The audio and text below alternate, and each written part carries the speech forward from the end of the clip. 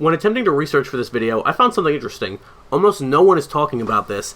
Like, I tried multiple searches on Google and YouTube with almost no results. The only consistent result was the collaborative console, the Super Nintendo CD, known to gaming historians as the Nintendo PlayStation, and while that is loosely related to what I want to talk about, it's more of a precursor to what happened. So today, I will attempt to cover to the best of my ability gaming developers that left Nintendo.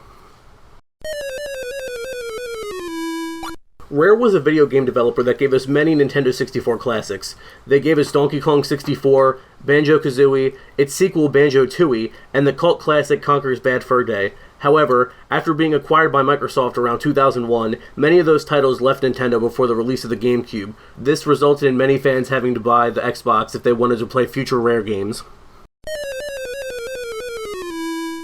Konami is one of the earliest developers one may associate with Nintendo, developing such classics as Castlevania, Silent Hill, Metal Gear Solid, and Contra. The Konami code used in Contra and Life Force may be the single most famous cheat code in video game history, giving the player an increase from 3 to 30 lives. However, when the PlayStation rolled around in 1994, it boasted over 10 times storage space when compared to the Nintendo 64, as CDs can hold up to 700 megabytes, as opposed to the Nintendo 64's limited 64 megabytes on a cartridge. When it came time for Konami to release the next installment of the Castlevania franchise, they opted to release Symphony of the Night on the PlayStation, going on to be cited as one of the best games on the console. While Capcom was releasing its arcade classic Street Fighter on the Sega Genesis, it was the Nintendo exclusive series Mega Man that put them over the top in the video game market. However, finding the Nintendo 64 storage once again limiting, they opted to release future installments of the Mega Man X series on the PlayStation, not returning to Nintendo until the release of the GameCube.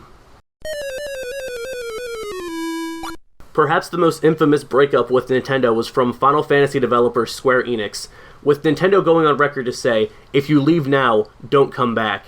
While Final Fantasy was in the works for the Super Nintendo and eventually Nintendo 64, Square ultimately decided to move to the PlayStation like many of its contemporaries. Consequently, Final Fantasy VII has gone on to be heralded as one of the best video games ever made, in no small part to the technical capabilities of the PlayStation.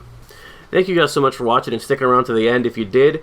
Do you think we should cover the Nintendo-Sony controversy in the future? If you think so, leave me a comment letting me know your feelings about the whole situation. But yeah, this has been your boy Ben, aka Benjarmon, and I will see you guys in the next video. Thanks guys. See ya.